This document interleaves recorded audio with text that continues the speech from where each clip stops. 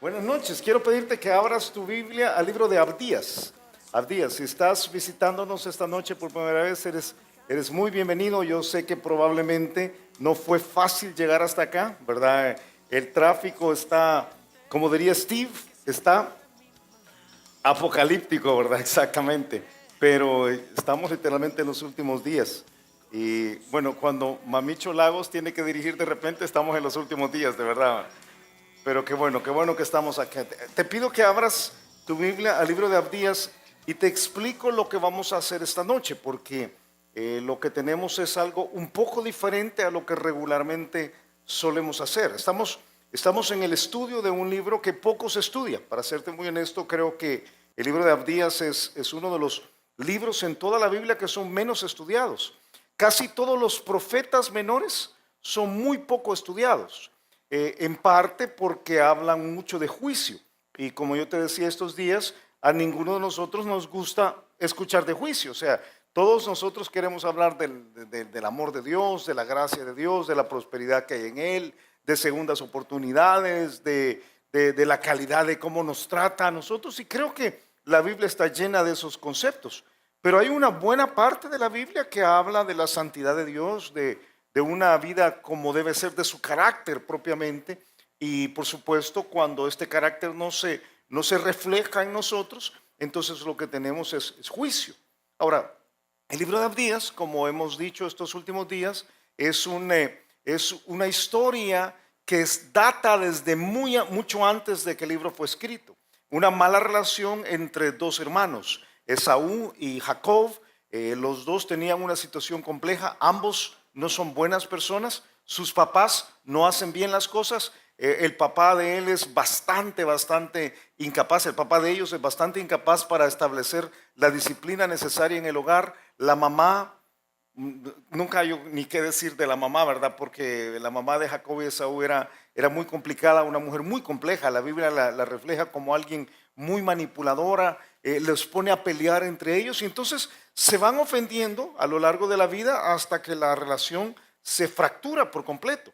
Y la escritura nos dice que hubo al menos un intento de reconciliación, o por lo menos una ocasión en la cual ambos se juntaron y pues aparentemente no pasó nada, ¿verdad? O sea, como yo te decía hace unas semanas, como a veces arreglamos nosotros los problemas, no nos pedimos perdón, no enfrentamos la realidad, no hablamos de lo que ha pasado, sino que te ha pasado, ¿verdad? Te ha pasado a ti, que te topas con alguien con el que estabas peleado y decís, ¿qué pasó? Tranquilo, tranquilo. ¿No hay nada? No hay nada. Al suave, al suave. Okay. Y entonces ahí ya se arregla todo. Pero eso no arregla nada. Como vemos en la escritura vemos que Edom, que es el mismo Esaú, desarrolla una amargura, un rencor profundo contra Jacob. Y Dios trata a lo largo del Antiguo Testamento con Edom de varias formas, hasta que llegamos al libro de Abdías. Y en el libro de Abdías, él tiene que decir, tienes un problema. Y eso fue lo que estudiamos la última vez. El problema es que eres soberbio. Es la soberbia la que ha impedido que tú hagas una autorreflexión y tomes la decisión de reparar tu relación con tu hermano. Y aprendíamos hace una semana que lo mismo nos pasa a nosotros. Es nuestra soberbia la que nos hace mantener el rencor ahí cerca. Y yo no voy a pedir que vuelvan a levantar las manos aquí, pero cuando uno echa un vistazo a la vida de uno ve que a veces tiene relaciones rotas, ¿verdad? Que han estado ahí por años y tú quizás no peleas a diario con esa persona, pero tienes ese sinsabor, esa amargura. Y entonces, ¿por qué no se repara? ¿Por qué no sentarse y hablarlo? Y es porque en el fondo de todo tenemos el mismo problema de Saúl. En nuestra soberbia, en nuestro orgullo, nos rehusamos a dar el primer paso, mucho menos a pensar que vamos a pedir perdón, mucho menos a pensar que vamos a sufrir el agravio. Entonces, Dios tiene que decirle a Edom, ¿te acuerdas? Tú has puesto tu nido ahí en las alturas de las peñas, pero dice, aunque tú pusieras tu morada en las estrellas, de ahí te voy a derribar. Y el pasaje entonces va a plantear ahora que a quien tiene soberbia hay que ejecutar juicio. Esta tarde lo que quiero es mostrarte lo que la Biblia dice en cuanto al juicio contra un soberbio. Y vamos a aprender algunos principios que creo que son muy válidos para nosotros. Vamos a aprender que el pecado verdadero, vamos a recordar que el pecado verdadero detrás de cada relación sin reparar es la soberbia. Y como yo te decía la semana pasada, para Dios ese es el pecado imperdonable. Hice la aclaratoria la semana anterior porque conozco a algunos aquí que me van a decir, no Julio, el pecado imperdonable está en Marcos capítulo 3 y es un pecado interdispensacional en el cual alguien atribuía a Jesucristo las obras que él hacía al diablo, aunque él las hacía en la obra del Espíritu Santo. Yo lo entiendo, entiendo la parte doctrinal, pero el argumento aquí ha sido que lo que se requiere para que Dios perdone el pecado es el arrepentimiento. Y lo que impide que nos arrepintamos es nuestra soberbia. Entonces, el pecado que evita que Dios nos perdone es al fin y al cabo la soberbia. La soberbia es el problema. Y uno puede decir, sí, pero Julio, lo que pasó allí con Edom y lo que pasó allí en el Antiguo Testamento, no sé si tiene, tú probablemente me preguntas, no sé si tiene exactamente la misma aplicación para mí, porque estamos en el Nuevo Testamento. Y en el Nuevo Testamento, el Dios del Nuevo Testamento es un Dios de gracia. Tú me dices, el Dios del Antiguo Testamento era un Dios de juicio, pero el Dios del Nuevo Testamento es un Dios de amor. Jesucristo vino para restablecer la relación con todos y Él tiene una tolerancia grandísima con nosotros. Y yo te respondería que hay que tener cuidado con ese pensamiento porque Dios es el mismo ayer, hoy y por los siglos. Y lo que revela su palabra no solamente son sus actos, revelan su carácter. Entonces, no nos engañemos. Dios sigue juzgando el pecado en nuestros días. Como lo juzgaba en el Antiguo Testamento, Él sigue haciendo lo mismo entre nosotros. Por eso, esta noche, fíjate, antes de revisar el pasaje de Abdías, yo quisiera hacer algo diferente, algo que si tú eres parte de Vida Nueva de forma sistemática, sabes que no es nuestra costumbre. Regularmente lo que hacemos es agarramos un trozo, lo abrimos, ¿verdad?, de la Biblia, vamos versículo por versículo tratando de entender qué es lo que la idea de Dios en ese versículo, en ese pasaje, y lo vamos a hacer hacia el final de esta noche. Pero yo quisiera hacer algo diferente para comenzar. Yo quisiera que contestáramos una serie de preguntas sobre el juicio y nosotros. Quisiera dejar claro, ¿verdad?, qué es, cómo funciona en nosotros el juicio de Dios. Y lo digo porque creo que al estudiar este pasaje hay un montón de conceptos erróneos que necesitan ser o reparados o considerados para poder disfrutar por completo del pasaje. Yo por eso quiero hacerte 12 preguntas. 12 preguntas que deben ser contestadas antes de estudiar este pasaje. Preguntas que tienen que ver con el pecado y con el juicio de Dios. Entendiendo que no vamos a tirar piedras a nadie porque aquí todos somos pecadores, ¿sí o no? Somos pecadores, sí. Mira a la persona que tienes a la par y dime si no tiene una cara de pecador que no puede con ella, ¿verdad? Y uno dice, hermano, sí. Y hace un ratito que venías en el tráfico, pecaste más todavía, ¿verdad? Probablemente. Entonces, yo entiendo, todos somos pecadores y a veces asumimos que como todos somos pecadores, y aquí estamos entre los pecadores, ¿verdad? Entonces Dios quizás no va a hacer nada. La primera parte, y yo voy a ponerme, yo decía esto anoche, anoche de jueves, yo voy a ponerme mi sombrero de maestro. Déjame salir por un ratito de mi papel de predicador y quisiera enseñarte algo más que predicarte. Y quisiera que aclaráramos algunas preguntas. Y te tengo las preguntas. La pregunta número 1 es, ¿fueron perdonados todos nuestros pecados en la cruz? ¿Y cuál es la respuesta a esa pregunta? La respuesta es, sí, todos los pecados. Todos los pecados. Sí, todos los pecados. El libro de Colosenses dice en Colosenses capítulo 2, y a vosotros dice, estando muertos en pecados y en la incircuncisión de vuestra carne, os dio vida juntamente con él, perdonándoos, ¿qué dice? Todos los pecados, perdonó todos los pecados, anulando el acta de los decretos que había contra nosotros, o sea, la ley que nos era contraria, quitándola de en medio y clavándola de la cruz. Todos los pecados pasados fueron perdonados, los presentes y los futuros. O sea que si yo me bajo ahorita donde Carlos y le pego una bofetada, Dios ha perdonado eso ya. ¿Sí? Sí, ya está perdonado, ¿verdad? O sea, yo puedo pegarle. Ajá. Qué rojito se puso ya Carlos. Y uno dice, y le dice, dale, ¿verdad? Dale, papá. Porque uno podría decir, bueno, todos los pecados, somos creyentes. Quiere decir que todos nuestros pecados fueron perdonados. Pasados, presentes y futuros. Y la Biblia dice que todos nuestros pecados fueron perdonados. Entonces viene otra pregunta. La otra pregunta es, y aunque fueron perdonados todos los pecados, ¿vamos a ser juzgados en la eternidad de todas formas? La respuesta es sí, ¿verdad? Y tú probablemente puedes citar el pasaje de 2 Corintios que te voy a mostrar en unos momentos, que nos habla de que Dios no va a juzgar ya más el pecado, va a juzgar las intenciones con las cuales hemos vivido en esta tierra. 2 Corintios 5:10 dice, porque es necesario que todos nosotros comparezcamos ante el tribunal de Cristo, para que cada uno reciba según lo que haya hecho mientras estaba en el cuerpo, sea bueno o sea malo. Fíjate, nuestros pecados están perdonados, pero de todas maneras vamos a ser juzgados, y ese juicio ya no es por el pecado, porque el pecado fue pagado en la cruz, pero Dios va a juzgar nuestras intenciones. Entonces viene la pregunta, ok, ¿y van a haber premios y castigos en la eternidad? Y la respuesta es sí, ¿verdad?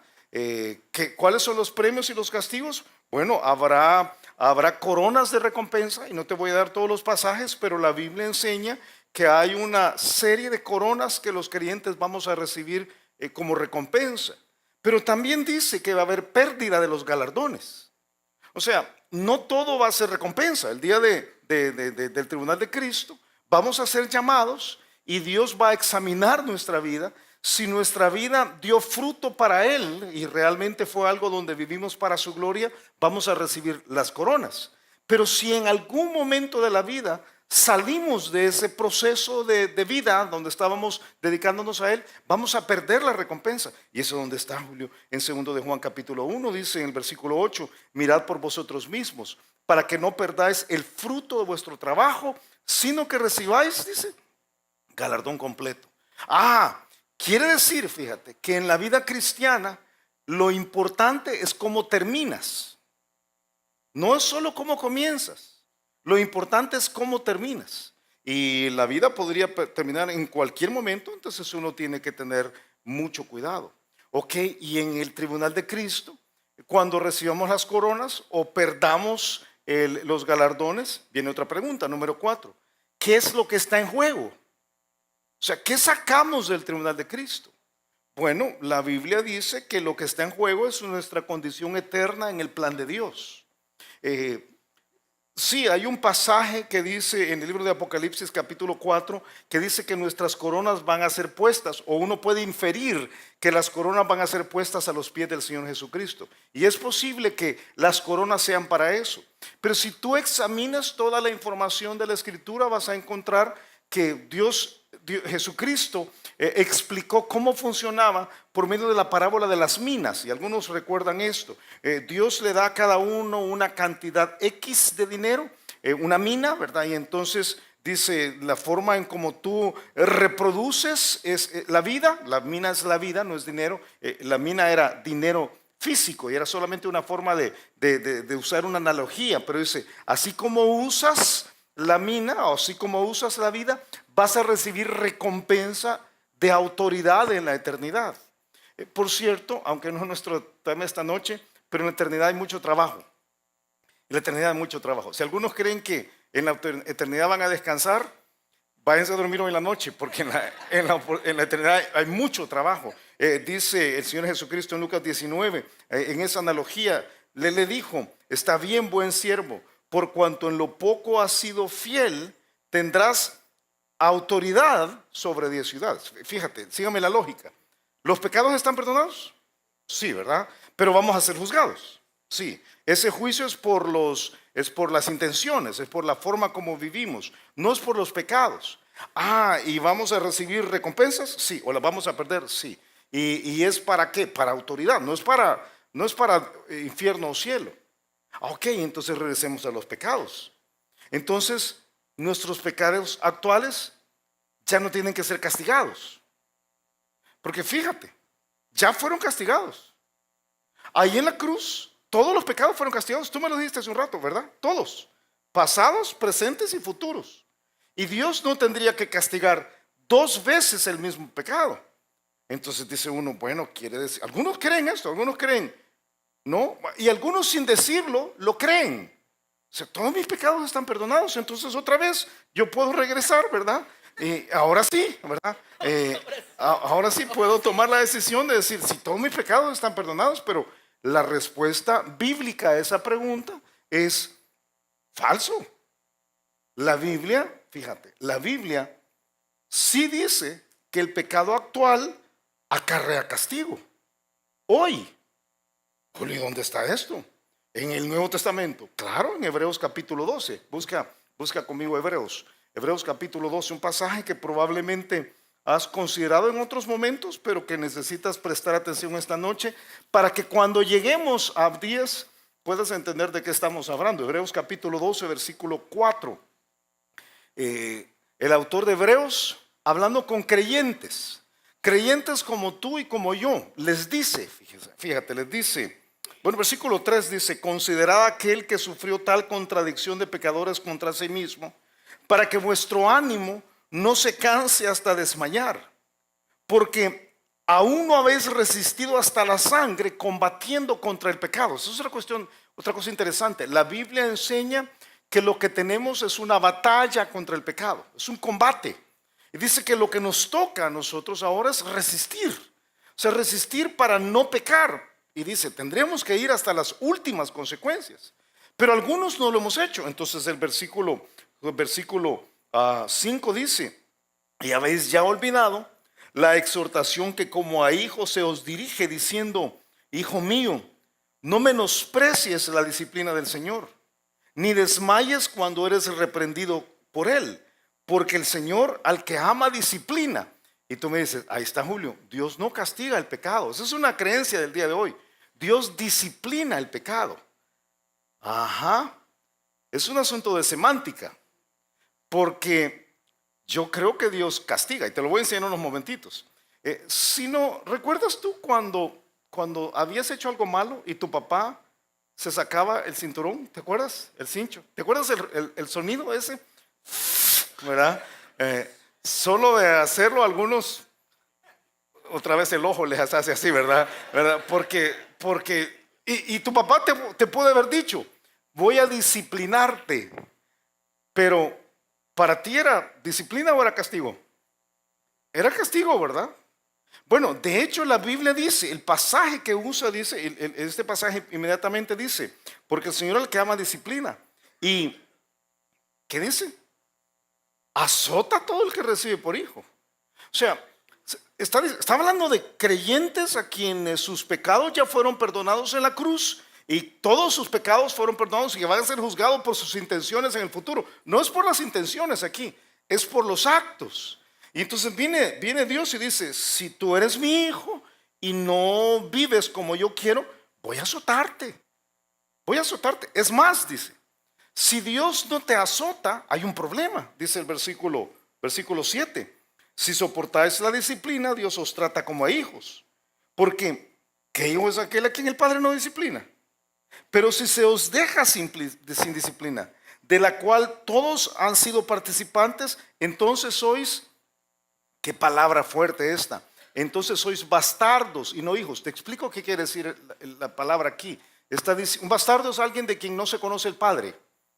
Si tú dices que eres creyente y tu vida está entregada al pecado y Dios no hace nada, lo que Dios está diciendo es, tú no sos mi hijo. Yo no sé de quién eres hijo, pero mío no eres. Porque a mis hijos, dice Dios, yo los disciplino. Ok, entonces viene otra pregunta. Pregunta número 6 de 12. ¿Por qué debe juzgar Dios el pecado si ya lo juzgó en la cruz?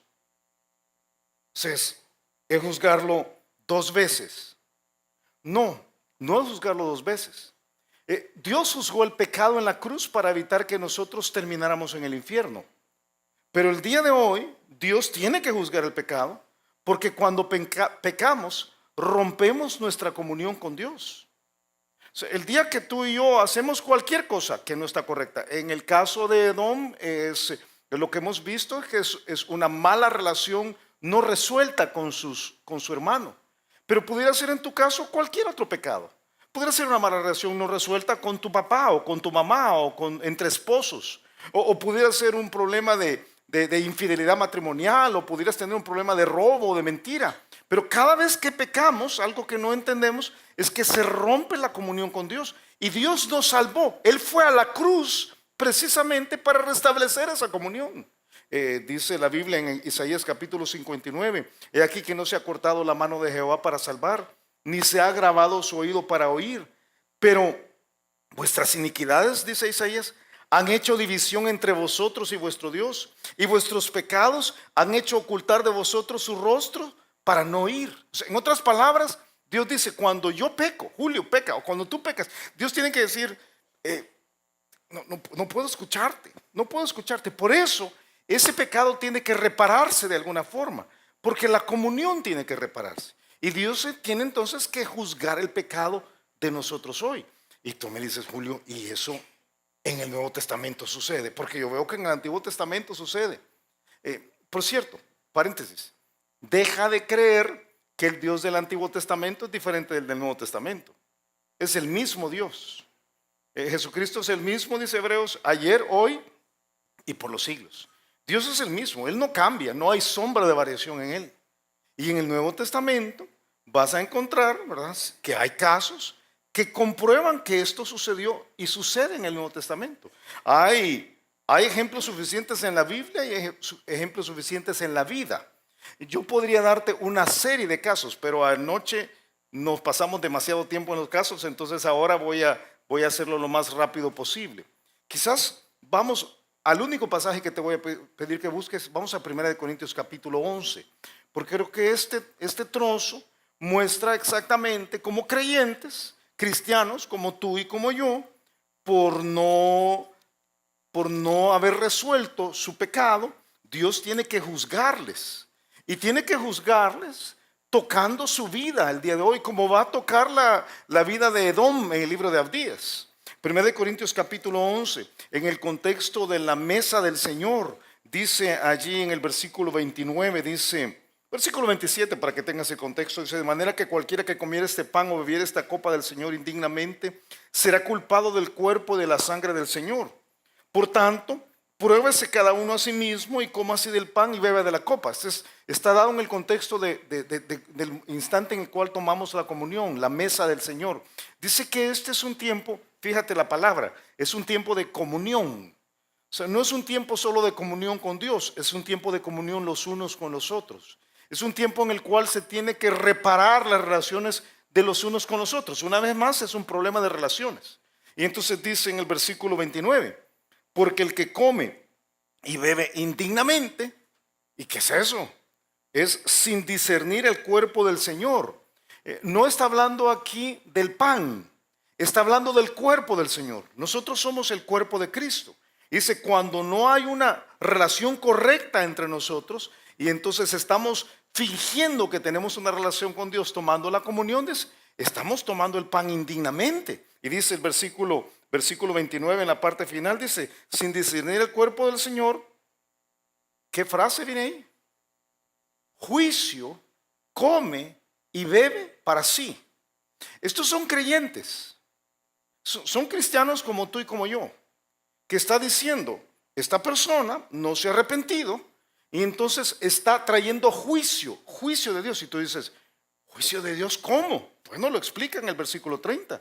Por lo cual dice, hay muchos enfermos y debilitados entre vosotros. Y habla de personas que han llegado a una posición de incapacidad. Y dice, y muchos, ahora, no creas que está hablando de quedarse dormido. En la Biblia, en el Nuevo Testamento, a la muerte del creyente se le llama dormir.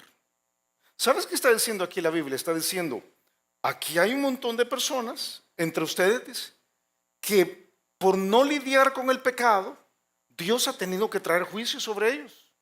Revisen, algunos están enfermos. Revisen, otros han llegado a una posición de incapacidad, que vas a ver que en el caso de Abdías es una posición de incapacidad económica. Y revisen porque algunos se han muerto. Se han muerto por el pecado. O sea, Dios ha tenido que traer juicio, dice el versículo 31. Si pues nos examinásemos a nosotros mismos, no seríamos juzgados por el Señor. Mas siendo juzgados, somos... Alguien dijo hace un rato que Dios no castiga a nadie. Pero ¿qué dice 1 Corintios capítulo 11, versículo 32? Mas siendo juzgados somos castigados. O sea, esta idea yo creo que idea a veces amable, ¿verdad? No, Dios no castiga a nadie. No es bíblica. Dios castiga. Como vas a ver en unos momentos, el no entender todas estas verdades nos llevan a falta de temor a Dios. Pensamos que a Dios no se le tiene que temer porque Dios no nos va a castigar. Y dice el pasaje, ¿cómo no? Siendo juzgados, somos castigados por el Señor para que no seamos condenados con el mundo. Y esa es la única ocasión, Julio. No, yo te podría llevar a Hechos capítulo 5, versículos 1 al 11 y que viéramos la historia de Ananías y Zafira. Yo podría llevarte a 1 Corintios capítulo 5 y que viéramos la historia del hombre en Corinto que vivía con la mamá con la esposa de su papá. Es espantoso lo que pasaba ahí. Y se paseaba delante de todo el mundo. Entonces Dios le dice por medio de Pablo, a este impío hay que juzgarlo. Es creyente, pero vamos a juzgarlo y que Dios se encargue de él y que lo mate. Literalmente es lo que está diciendo. Porque el pecado tiene que juzgarse. De hecho, 1 Juan capítulo 5 dice, si alguno viera a su hermano cometer pecado que no sea de muerte, pedirá y Dios le dará vida. ¿Qué es eso, Julio? Esto es para los que cometen pecado que no sea de muerte. Hay pecado de muerte. ¿Qué es el pecado de muerte? No hay un pasaje que lo defina. Yo personalmente creo que si quieres una lista, puedes encontrarla en la parte final de 1 Corintios 5. Pero es un estado de pecado en el cual un creyente, no habiéndose arrepentido, después de una tras otra exhortación, ¿verdad? Yo no sé qué pasa contigo. El Señor te habla aquí, tu familia te dice ahí, tus papás te señalan, tus amigos te lo señalan, y tú dices, no quiero. Hay un momentito donde Dios dice, no tengo de otra, tengo que traerte. Y literalmente mata a la persona. Dice, hay pecado de muerte por el cual yo no pido que se pida. Toda injusticia es pecado, pero hay pecado no de muerte. O sea, no todos los pecados Dios nos mata, pero cuando llegas a una condición así, Dios mata. Y tú probablemente estás diciendo, como una vez alguien me dijo, no, Julio, Dios no mata a nadie. ¿De verdad crees que Dios no mata? 1 Samuel capítulo 2, esto no está ahí ahí arriba, pero está aquí. Yo te dije, voy a ponerme mi sombrero de maestro. Entonces mejor te doy los datos. 1 Samuel capítulo 2. Está hablando Ana. Y Ana cantando dice en el versículo 4 de 1 Samuel 2. Está hablando del poder de Dios. Dice, los arcos de los fuertes fueron quebrados y los débiles se ciñeron de poder. Está haciendo todos los contrastes. Dios puede humillar al que está arriba y puede levantar al que está abajo, dice. Los saciados se alquilaron por pan y los hambrientos dejaron de tener hambre. Hasta la estéril ha dado luz a 7. Y la que tenía muchos hijos, languidece. Versículo 6 dice, Jehová, ¿qué dice? Mata. Jehová mata. Y él da vida. Él hace descender al Seol y hace subir. Y aquí está otra vez el juicio. Jehová empobrece y él enriquece. Abate y enaltece. En otras palabras, fíjate, Dios a veces tiene que traer juicio. Es porque Dios es enojado, ¿verdad? No. El castigo de Dios es a causa del enojo de Dios. No. Es por el amor de Dios. Yo creo que algo que nosotros no entendemos a veces es que Dios desea que vivamos dentro de su santidad porque la santidad nos conviene. Jóvenes, yo dije esto anoche, pero no había muchos jóvenes anoche, pero hoy veo un montón de jóvenes. Jóvenes. Dios quiere que vivas en santidad, pero no para amargarte la vida. O sea, a veces tenemos la impresión que Dios está en el cielo diciendo, bájale el volumen a la música, ¿verdad? Y anda a acostarte temprano y no te metas con tus buenos amigos. Y es como alguien que está aguándonos la fiesta. Pero no es así. Cuando Dios pone las barreras que pone en la Escritura y pone los límites para la santidad, es porque Él está buscando lo mejor para nosotros. Él está buscando un reflejo de lo que nosotros somos. Y por eso a veces de nosotros debemos ser. Y por eso a veces Él tiene que sacar el azote y tocarte donde más te duele. Dice el libro de Proverbios capítulo 3. En Proverbios 3 dice, porque Jehová al que ama, aquí está la palabra otra vez, castiga, como el padre al hijo a quien quiere.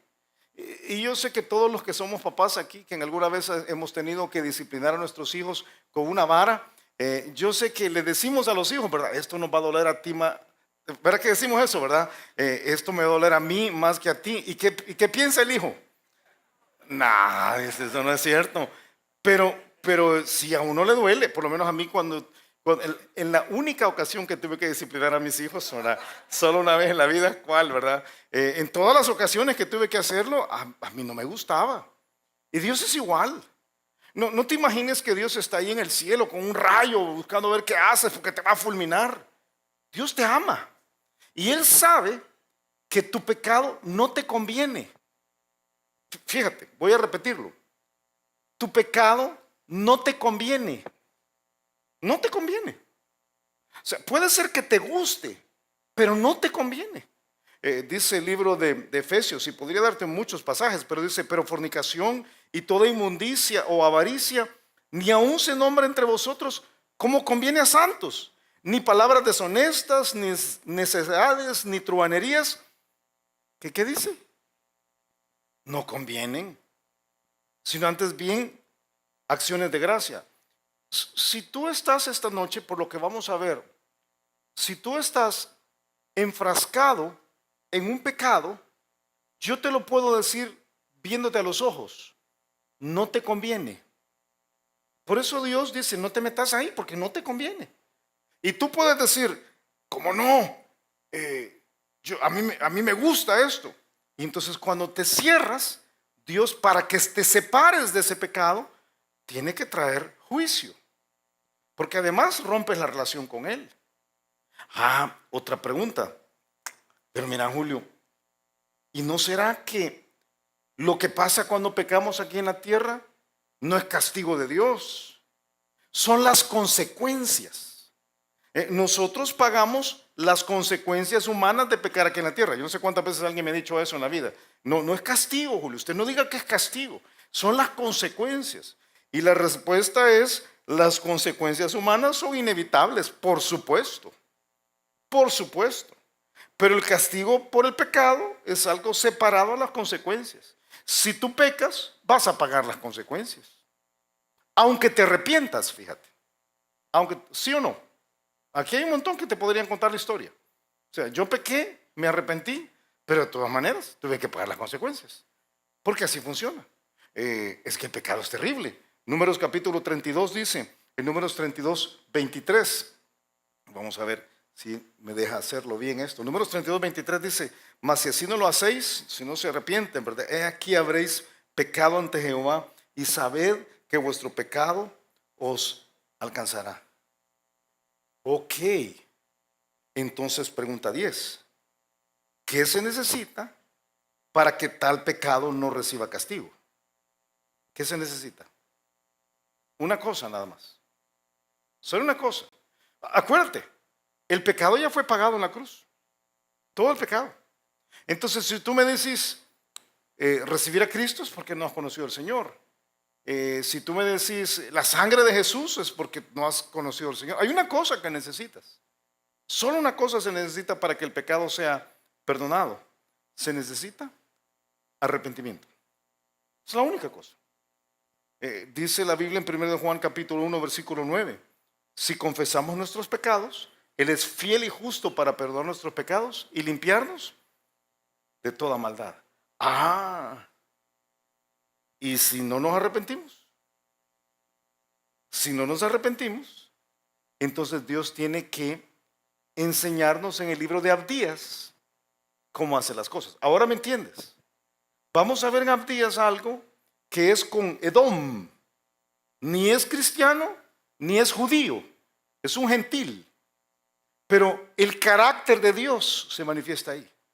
El carácter que no tolera el pecado. Y yo te digo, ¿verdad?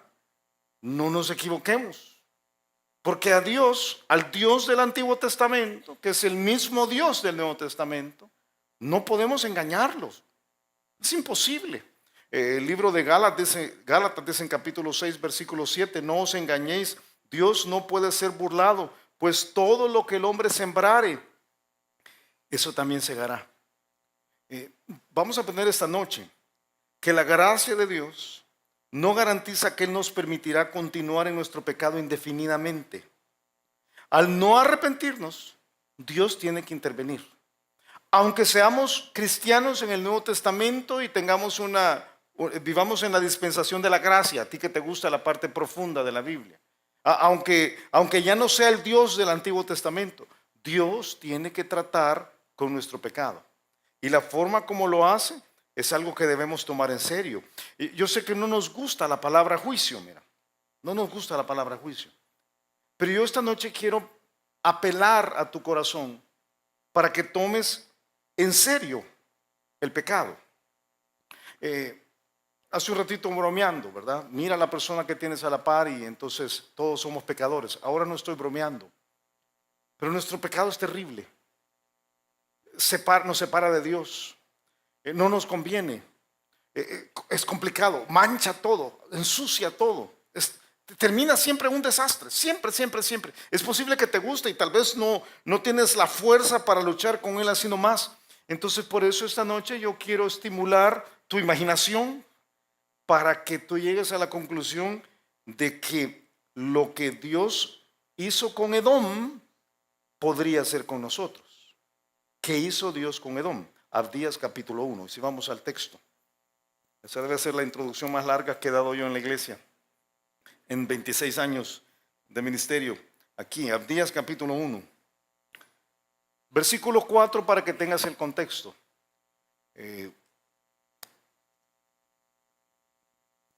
Dios ha dicho a Esaú, a Edom, tienes un problema con el orgullo.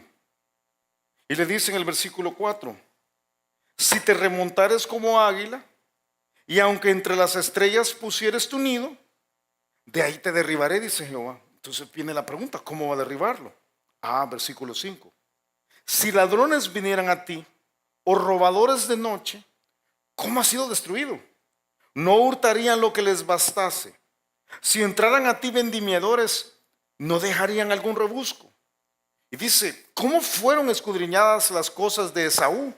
Sus tesoros escondidos fueron buscados. Todos tus aliados te han engañado, hasta los confines te hicieron llegar. Los que estaban en paz contigo prevalecieron contra ti. Los que comían tu pan pusieron lazo debajo de ti. No hay en ello entendimiento. Esta noche vamos a aprender 3 principios. Ahora que tiene que ver directamente con Abdías, pero estos principios, o tiene que ver con Edom por medio de Abdías, estos principios tienen que ver con nosotros. Si tú y yo nos empecinamos en mantener nuestro pecado y no arrepentirnos, entonces Dios va a intervenir en nuestra realidad y va a intervenirla haciendo, creo yo, alguna de estas cosas que plantea a Edom ahí en el libro de Abdías. Una de estas cosas es que Dios toca nuestra seguridad, fíjate, toca aquella área que es el área más necesitada o más frágil.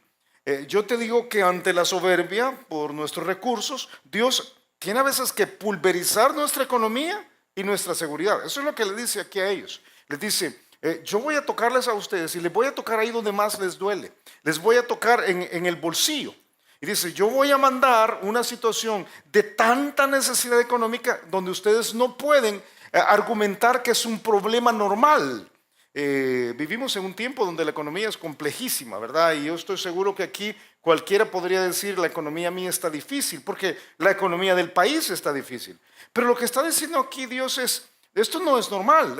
No sé si lo leíste, ¿viste? Dice en versículo 5, si ladrones vinieran a ti o robadores de noche, ¿cómo ha sido destruido? Y la palabra que usa ahí para destruido habla de algo que está pulverizado, desarmado completamente. O sea, habla de la situación más compleja que hay y dice, no hurtarían lo que les bastase. O sea, los ladrones no se habrían llevado solamente lo necesario. Si entraran vendimiadores, si vinieran las personas a hacer la corta, Dice, no dejarían algún rebusco. La misma palabra para nosotros de pepena, ¿verdad? No habría quedado algo allí todavía. Pero dice, en el caso de ustedes, se llevaron todo. En el caso de ustedes no quedó nada de rebusco completamente. Dice, es aún más, dice, ¿cómo fueron a escudriñar las cosas de Saúl?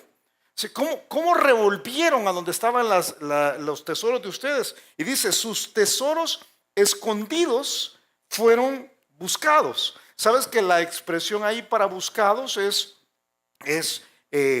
preguntaron por los tesoros? O sea, esta cosa secreta que ustedes tenían, que nadie sabía, nadie podía saber dónde estaba, vinieron los ladrones y los ladrones vinieron preguntando por esa cosa secreta. Entonces la pregunta es, ¿cómo supieron de la cosa secreta? Dios se estaba metiendo con ellos. Yo estaba contando anoche de la última vez, o de una de las últimas veces que me asaltaron a mí, porque te puedo contar una larga historia, pero la última vez que me asaltaron, Pati y yo veníamos de un centro comercial, de sacar un dinero, porque íbamos a hacer un pago grande, y veníamos de un centro comercial que no te quiero decir cuál es, pero es un galerías que hay por ahí, ¿verdad? Y entonces veníamos saliendo del banco ahí, y entonces habíamos sacado casi $1,000, $900, y aquí arribita se para mi carro con una llanta, la llanta pacha, y entonces me bajo yo ahí en el redondel de ahí arriba, y entonces en lo que estoy viendo cómo hago para cambiar las llantas, se me acerca un hombre con una pistola y me dice, dame todo lo que tenés, y se levanta una chaqueta y ahí tenía otra pistola, y yo dije, pistudo el hombre, ¿verdad? Dos pistolas. Y entonces yo lo que hice fue darle $150 que andaba en este bolsillo, porque había puesto $150 que ya andaba, porque el pago era un poco más de $1,000 y los otros 900 acá. Y entonces le doy el dinero, ¿verdad? Así con una gran pena, con una gran preocupación. Y me dice, dame el anillo, dame el reloj, dame todo. De eso. Si te han asaltado, sabes ese momentito, ¿verdad? Y me dice, dame lo que andas en la otra bolsa. Y yo le digo, no ando nada, no ando nada. Dame lo que andas en la otra bolsa. Y le digo, no, lo que ando es un pañuelo, le digo. Y saca un pañuelo. Y entonces me pone la pistola duro, me dice, dame todo lo que andas. Le digo, no, lo que ando es otro pañuelo. Literalmente andaba 2 pañuelos. Y entonces, no, me dijo, yo sé que andas ahí dinero. Y aquí andaban los $900. ¿Y para dónde? O sea, aquí está la plata. Hasta el día de hoy, yo creo que alguien en el banco nos vio y avisó, hasta el día de hoy. Porque ¿cómo sabía? Eso es lo que está diciendo aquí Dios. ¿Cómo sabían? O sea, ¿cómo sabían que ustedes tenían unos tesoros escondidos? ¿Y cómo sabían si no fuera yo el que estoy trabajando a propósito para que la economía de ustedes llegue hasta la situación más compleja, de manera no natural? Ahora te estoy diciendo, la idea aquí es, esto es algo de manera no natural. Yo entiendo que la economía del país es difícil, pero cuando tú estás de manera no natural en una condición económica paupérrima y como que Dios se ha metido contigo, hay que echar un vistazo, porque quizás es algo que yo no he resuelto. Quizás es Dios tratando conmigo.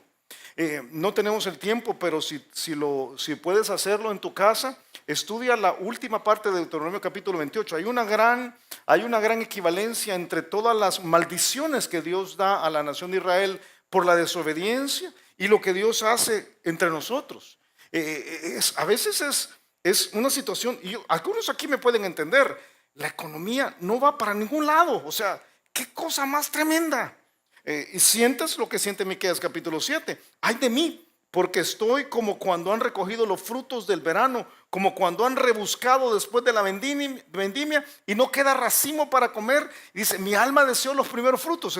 ¿Sabes qué está diciendo? Estoy acabadísimo. Es Deuteronomio capítulo 28, uno de esos pasajes que te acabo de mencionar, versículo 23, que dice, y los cielos que están sobre su cabeza serán de bronce, y la tierra que está debajo de ti hierro. ¿Sabes qué está diciendo? No va a llover y no va a crecer nada, dice. Dará Jehová por lluvia tu tierra polvo y ceniza, de los cielos descenderán sobre ti hasta que perezcas. Una de las formas como Dios castiga el pecado a lo largo de la Escritura es cuando cierra el chorro de nuestra economía. Y uno dice, qué cosa más terrible. Ahora, si tú me dices, Julio, fíjate que a mí me despidieron por una situación donde estaban quitando el trabajo y yo no sé qué pasó, yo estoy viviendo bien, yo sé que no hay ningún problema y estoy entre trabajos y ya va a venir. Ok, es probable que estás pasando por una situación transitoria, pero ahora que me entiendas, a veces Dios tiene que cerrar de plano la economía para que nosotros abramos los ojos a nuestro pecado.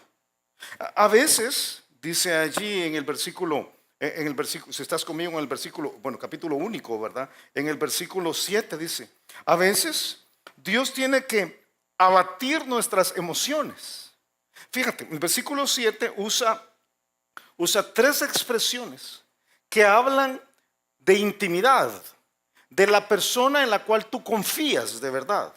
Y dice que estas personas que están descritas por tres realidades, dice tus aliados, le llama ahí en el versículo 7. Luego dice los que estaban en paz contigo. Y luego dice finalmente los que comían tu pan. O sea, son personas o que trabajan para ti, o que viven contigo, o son tus socios, o es tu pareja, o es tu hermano, o es aquel que es tu íntimo, tu cercano. Y dice Dios, yo he hecho que esta persona, o he permitido que esta persona te traicione. Dice, he abatido tus emociones. Y tú sabes lo que es. Quizás la única cosa peor que quedarse sin dinero es quedarse sin amigos. La única cosa peor que quedarse sin cómo comer es no tener las conexiones. Lo experimentó David en Salmos capítulo 55. Él dice, porque no me afrentó un enemigo, lo cual habría soportado, ni se alzó contra mí el que me aborrecía, porque me hubiera ocultado de él, sino tú, hombre, al parecer íntimo mío, mi guía, mi familiar. Esta noche no tengo aquí una tablita que puse anoche, pero es tremendo ver cómo la mayor parte del estrés que tenemos los seres humanos viene o de problemas económicos o de problemas con personas. Con personas. Y a veces Dios tiene que cerrar la fortaleza emocional para que tú llegues a una conclusión. Yo tengo un pecado y tengo que tratarlo. Dios toca, fíjate, nuestra seguridad. Pero no solo nuestra seguridad. Versículo 8. Dios toca nuestra sabiduría. ¿Cómo así, Julio? Mi inteligencia. No, yo no creo que necesariamente es la capacidad académica para realizar un determinado número de ecuaciones matemáticas en un tiempo limitado. No estoy hablando de ese tipo de inteligencia. Estoy hablando cuando tienes una situación como la que acabo de describir. Problema económico que no puedes resolver, un problema moral que no puedes resolver. Y entonces le dice Dios a Edom, versículo 8, no haré que perezcan en aquel día, dice Jehová, los sabios de Edom y la prudencia del monte de Esaú. Fíjate, ante la soberbia por nuestra inteligencia, Dios a veces tiene que pulverizar lo que nosotros llamamos nuestra sabiduría. ¿Y sabes cómo lo hace? Lo hace en primer lugar acabando con los sabios, nuestro fundamento. Todos aquí tenemos una forma de pensar. Esa forma de pensar viene de tus papás, de tus abuelos, de tu forma de vida, algunos de tu trasfondo político, algunos aquí. Y hay un momentito donde Dios tiene que decir, mira, todo eso en tu condición es basura. No te sirve para nada. Si yo tengo que tomar los sabios tuyos y tengo que llevarlos al punto en el cual no funcionan. Y está hablando, en el caso de Edom está hablando con unos que no son creyentes. Pero en el caso de Israel, por ejemplo, da el mismo principio en Isaías capítulo 29, un principio que después se aplica a la iglesia. Dice pues al Señor, porque este pueblo se acerca a mí con su boca y con sus labios me honran, pero su corazón está lejos de mí y su temor de mí no es más que un mandamiento de hombres que les ha sido enseñados. Y dice el versículo 14, por tanto, he aquí que nuevamente excitaré yo la admiración de este pueblo con un prodigio grande y espantoso, porque perecerá la sabiduría de sus sabios y se desvanecerá la inteligencia de sus entendidos. Está diciendo, ese fundamento sobre el cual tú has puesto tu vida, yo te voy a demostrar que a la hora de la realidad en la cual yo traigo juicio, no funciona. Y dice dice, yo voy a hacer que la prudencia del monte de Esaú se acabe. La palabra que se traduce como prudencia es la misma que se utiliza en el libro de Proverbios para resolver problemas. ¿Y sabes qué pasa? A veces Dios te lleva a una situación en la cual tus soluciones no funcionan. No funcionan. Y tú dices, yo no hay qué hacer. Yo ya probé todo. Ya no sé, o sea, ya no hay más que hacer. A veces es sobre el problema económico, a veces es sobre el problema moral, a veces es sobre la situación de la vida en la cual estás pasando. Y dices, ya no tengo cómo. Y ¿sabes por qué es? Dios ha tocado la sabiduría. En algunos casos yo diría, Dios ha cerrado las oportunidades aún a tu nivel mental. Y tú después cuando sales de ahí dices, yo no sé por qué no veía esto. El libro de Deuteronomio, el mismo pasaje en capítulo 28, dice en el versículo 20, y Jehová enviará contra ti la maldición, quebranto y asombro en todo cuanto pusieres mano e hicieres. Llámalo salazón, si querés. Pero es lo que está diciendo, hey, yo voy a evitar que esto siga adelante, hasta que seas destruido, y perezcas pronto a causa de la maldad de tus obras por las cuales me habrás dejado. Es desobediencia. Dice Dios, yo tengo que meterme ahí. Al mismo Edom, y yo te cité este pasaje la semana pasada, al mismo Edom dice, en el libro de Malaquías dice, cuando Edom dijere, nos hemos empobrecido, lo que estaba pasando aquí, pero volveremos a edificar lo arruinado. Así ha dicho Jehová de los ejércitos, ellos edificarán y yo destruiré, y les llamarán territorio de impiedad y pueblo contra el cual Jehová está indignado para siempre. O sea, van a tratar, y dice, yo a propósito voy a hacer que esto no prospere. Y tú me estás diciendo, no, pero Dios no puede ser tan malo. Ya te mostré hace un ratito que es un problema de maldad. Es que el pecado no solamente establece una barrera entre nosotros y Dios, sino que no nos conviene. Entonces Él tiene que mover lo que sea necesario para que nosotros digamos, yo salgo de ahí, y causar el arrepentimiento. Todos nosotros tenemos nuestros sabios y tenemos nuestras soluciones. Y la mayor parte de veces, si somos honestos, no nos funcionan. Sí funcionan. Tú has llegado donde has llegado, a veces no haciendo las cosas como Dios dice. Has llegado donde has llegado haciendo las cosas como te enseñaron a hacer. Pero de repente hay un momentito donde Dios dice, hasta acá. Y topas. En parte es para que nos demos cuenta de lo equivocado de los sabios. Yo estaba leyendo un poquito de historia. La historia de George DeLong. Nunca había escuchado de él. George DeLong era un teniente de una fragata de los Estados Unidos allá por los años 1800. Y dice que él había escuchado junto con muchas otras personas las teorías propuestas por un señor que se llamaba era un doctor August Heinrich Petermann, ¿verdad? Y este doctor, ¿qué era ese doctor? O sea, ni siquiera es doctor, ese es el verdadero August Heinrich Petermann. Este era un cartógrafo, o sea, él hacía mapas. Y este señor había dicho que, junto con varios más, pero este era uno de los principales, había dicho que el Polo Norte se podía atravesar por un canal de agua que estaba sin hielo en el Polo Norte. Y habían dibujado estos cartógrafos un mapa que hacía que en el mapa se veía el canal que llevaba hasta el otro lado. Entonces, habían habido varias expediciones tratando de encontrar el canal y no la encontraban, ¿verdad? Por supuesto. Hasta que este señor George DeLong dice, yo voy a reclamar para los Estados Unidos el territorio del Polo Norte. Dice que él convence a sus superiores de enviarlos en una expedición para buscar este canal, que por cierto este señor Peterman decía, hay un canal de agua en el Polo Norte cuyas aguas se podrían navegar con suavidad, tal como se podría navegar a través del Caribe del Mediterráneo. Entonces, vamos a ir hasta allá, ¿verdad?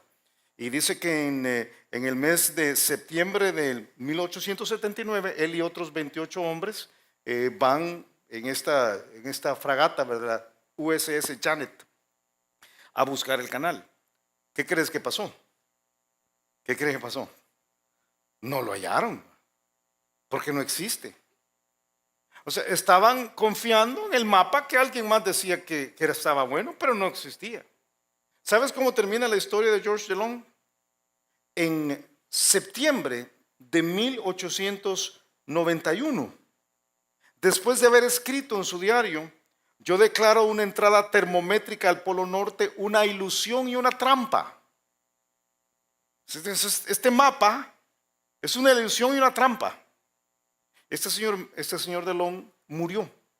Él y la mayor parte de su tripulación murió congelados por seguir el mapa de un fulano que decía que creía que ahí había un canal. Y él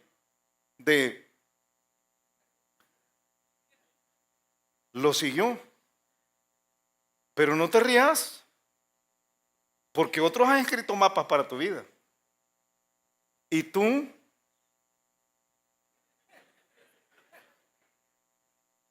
ahí estás tratando. Y nadie lo hay. A nadie le funciona.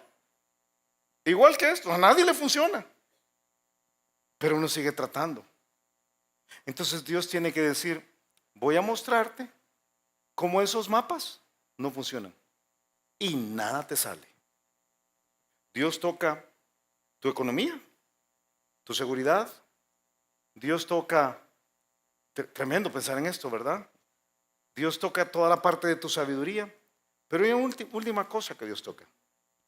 Dios toca tu solidez. Yo voy a usar esa palabra por no usar salud, pero creo que la salud está incluida. El versículo 9 dice, en el caso de ellos dice: y tus valientes, oh Temán. Temán es una región al sur. De hecho, es una de las regiones más al sur. Ahí es donde ellos defendían una parte grande de su territorio. La parte que veía hacia el sur y hacia Egipto, que estaría al occidente de ellos. Y dice: y tus valientes, oh Temán, serán amedrentados, o les va a dar un gran miedo, es lo que dice. Porque todo hombre será cortado del monte de Esaú por el estrago. ¿Sabes que en el caso de una nación, la fuerza de la nación está en su ejército? Y a veces Dios tiene, ante la soberbia, por esa capacidad, por la fuerza que tenemos, Dios tiene que pulverizar nuestra fuerza. Y tiene que tocarnos donde más nos duele. Julio, estás hablando de fuerza física. Estoy hablando de fuerza física. Estoy hablando de salud. Pero, ¿y será? Pregúntale a Nabucodonosor. ¿Te acuerdas de Nabucodonosor? Si no has leído la historia, búscala en Daniel capítulo 4. Pero después de que él tiene todas las posesiones, y él se siente en la cima del mundo. O sea, él dice que una noche sale a pasearse ahí frente a Babilonia, y dice, no le hace así, pero así le debe haber hecho, ¿verdad? Y dice: toda esta Babilonia que yo he edificado para mi grandeza. Dice: todavía estaba esa palabra en mi boca cuando Dios tocó mi fuerza. Y Nabucodonosor desarrolló una enfermedad que algunos llaman licantropía. Se vuelve como un animal. 7 años. 7 años de una situación donde el rey del mundo llega a ser como un animal, literalmente. Entonces él concluye en el versículo 37 en Daniel capítulo 4: ahora yo, Nabucodonosor, cuando sale de ahí dice: ahora yo, Nabucodonosor, alabo, engrandezco, glorifico al Rey del cielo, porque todas sus obras son verdaderas y sus caminos justos. Y a mí me encanta esa frase, porque la puede haber dicho un salvadoreño: y él puede humillar a los que andan con soberbia. Dios tiene que tocar la salud, la solidez de una persona. La solidez de nosotros el día de hoy está en nuestro cuerpo. Por eso la Biblia llama a nuestro cuerpo el cuerpo de la humillación nuestra. Filipenses capítulo 3 lo dice: mas nuestra ciudadanía está en los cielos, de donde también esperamos al Salvador, al Señor Jesucristo, el cual transformará el cuerpo de la humillación nuestra. Dime si no es cierto que este cuerpo, los jóvenes quizás no, los jóvenes no, pero aquí los esperamos, ¿verdad? Los demás. Pero el cuerpo le va mostrando a uno. Yo todavía recuerdo una vez jugando aquí futbolito, cuando pasan una pelota, y yo le dije a mi cuerpo: agarra la pelota, y mi cuerpo me dijo: no quiero. O sea, Y fue así como, ahí va la pelota, ¿verdad? Ahí va la pelota. Y, y de ahí para acá ha sido deterioro. Y aquí veo algunos peores que yo, realmente, ¿va? Para serte muy honesto. O sea, antes que me confiese aquí delante de todos, el cuerpo no sumía.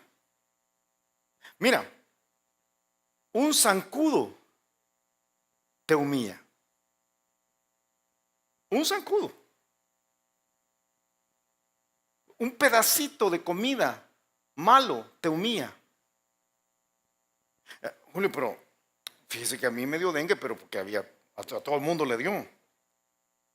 Sí, yo no estoy diciendo que cada crisis es el resultado del pecado. Pero cuando Él ha tocado nuestra economía y ha tocado nuestra sabiduría, y de todas maneras no queremos, a veces Dios tiene que tocar el cuerpo. Revisa Deuteronomio capítulo 28, hazlo en tu casa. Dice, usa unas palabras ahí fuertísimas. Yo voy a herirlos de tisis, dice, de locura, de ceguera.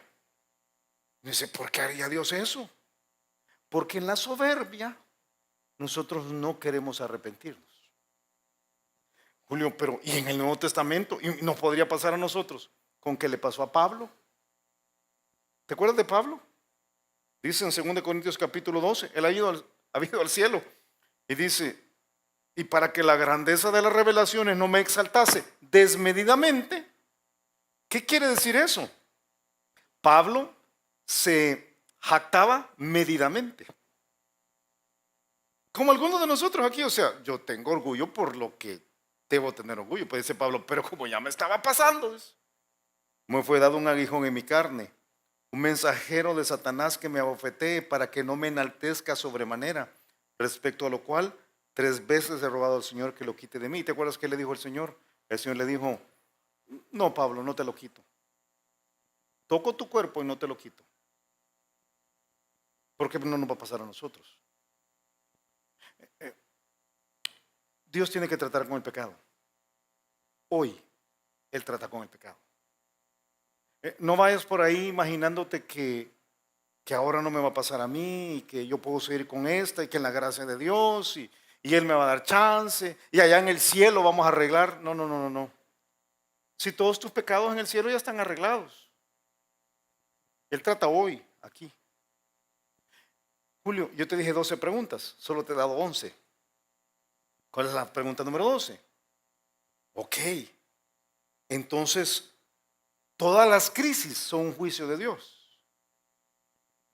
Y la respuesta es no. No todas las crisis son un juicio de Dios. Yo te pido que después de examinar este pasaje, no salgas de aquí. Lo peor que podrías hacer de aquí es salir diciendo, mira, mi tío está quebrado, enfermo, ¿verdad? No haya que hacer, él está en pecado. Eso sería lo último. Porque no todas las crisis son un juicio de Dios, número 1. Número 2, porque no tienes el derecho para juzgar a nadie. Pero sí, yo quiero pedirte que eches un vistazo en tu vida. Si hay pecado, si hay un pecado tan leve como la mala relación, hay que repararlo. Hay que repararlo. ¿Qué es el caso de Dom? Y hay que repararlo ya. Con cariño te digo algo que casi podría ser una pregunta con truco. Pero estas semanas anteriores yo pregunté cuántos tienen un problema con alguien y muchos levantaron la mano. Si yo preguntara ahora cuántos fueron a reparar ese problema, casi nadie la levantaría. ¿Sabes por qué? Porque reconocemos el pecado, pero no nos arrepentimos. O sea, lo que escuchamos es un montón de buena información, pero no se trata de buena información. Se trata de arrepentimiento. Arrepentimiento es ir y reparar. Entonces, si tienes un problema sin arrepentimiento, un pecado sin arrepentimiento, hey, hay que tener temor. O sea, Dios juzga. Y yo creo que lo último que debemos hacer es, entendiendo esto, seguir en la misma. Sería la cosa más insensata. Pero eso tienes que decidirlo tú. Vamos a orar. Padre, nosotros te damos las gracias por este pasaje, Señor. Realmente por todos estos principios que nos permites entender tu carácter revelado en la Escritura. Y con temor, yo mismo te digo, Señor, con temor, que lo último que quiero es enfrentar tu juicio. Señor, déjanos luchar contra el pecado hasta la sangre. Reconocer que no nos conviene, que rompe nuestra comunión contigo, pero que tú lo juzgas también. Señor, abre nuestros ojos a nuestras realidades personales para ver si es esto lo que nos está pasando, Señor. Y si no es, si es una de las otras razones por las cuales tú traes situaciones complejas, yo te pido que tus planes se cumplan en nuestra vida. Pero haznos abrir los ojos, Padre. Si después de lo que has escuchado durante la última hora estás dispuesto a entregarle tu corazón a Jesucristo, estás listo para abandonar lo que has sido hasta este momento y le dices al Señor, aquí está mi vida, yo quiero la vida plena, yo quiero la vida completa que tú tienes para mí y quiero la salvación al morir, entonces entrégale tu corazón a Él y hazlo por medio de una oración. Así que ¿por qué no oramos? Bueno, y tú puedes repetir esta oración conmigo. Vamos a orar y repite estas palabras al Señor si quieres recibir a Jesucristo. Oremos. Padre, gracias por tu amor y gracias por tu salvación. En este momento me doy cuenta que soy pecador y que no puedo salvarme a mí mismo. Me arrepiento de todos mis pecados y te abro la puerta de mi corazón. Entra, Jesús, sálvame, cámbiame, pues yo me entrego a ti. Gracias por oír mi oración y gracias por salvarme. En el nombre de Jesucristo te lo pido. Amén. Si te gustó el mensaje, queremos aprovechar para invitarte a nuestra iglesia. Aquí puedes aprender más acerca de Dios, más acerca de los planes que tiene para ti también. Así que ven a la iglesia donde puedes aprender más acerca de la Biblia. Será para nosotros un placer recibirte en el campus Miralvalle, en Crown Plaza, en Lourdes o en Apopa. Y si vienes porque has visto uno de estos videos, y yo te pido que te presentes con nosotros, que nos busques a cualquiera de los dos al final de los cultos y con mucho gusto te vamos a recibir. Que Dios te bendiga.